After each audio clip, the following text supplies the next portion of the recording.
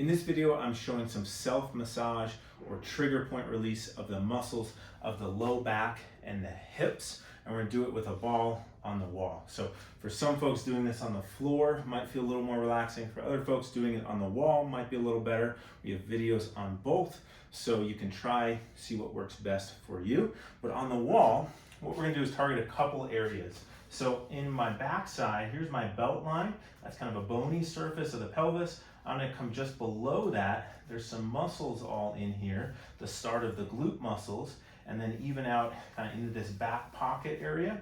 That can often be pretty tender if you're having some low back and hip pain, and getting some pressure, some blood flow, some work into the ball can sometimes be helpful in down regulating your pain, helping you to move a little better.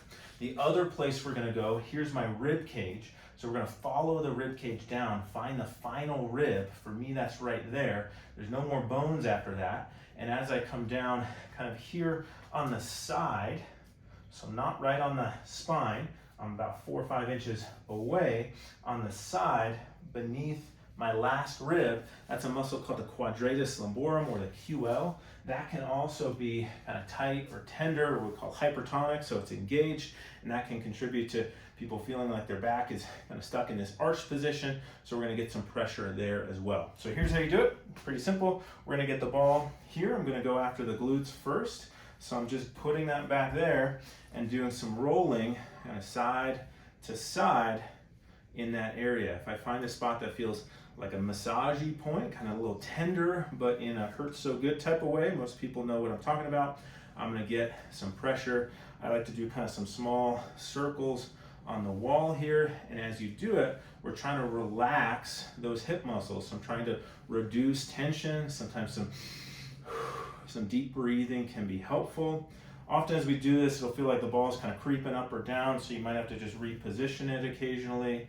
And we're gonna spend a few minutes just exploring this hip muscle. There's not one place that's better or worse. Everybody's gonna feel, some relevance, so to speak, in different places. I can even come to the side here. There's a bony part of your hip called the greater trochanter. I don't want to push there, but I can start to come into the side, more this muscly part of the hip, kind of against the wall here. I can move the leg up and down as I'm on a spot, taking some deep breaths. So this is what I call exploring.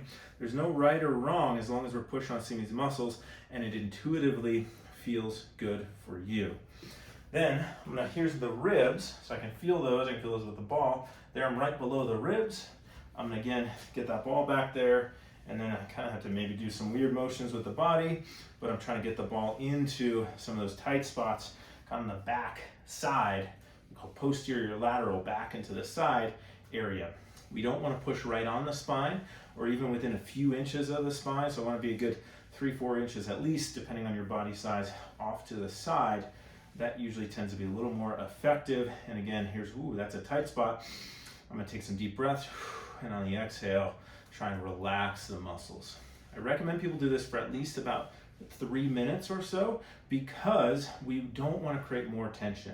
So I find if I just place the ball and I just boom, oh, that's a tender spot, I come off it, the body's gonna react like if I were to poke you, you're gonna tense up. So we want to find a tender spot, whether it's in the back or the hip, and be like, ooh, that's a little sensitive. Okay, I'm gonna do some deep breathing, and I'm gonna try and relax these muscles.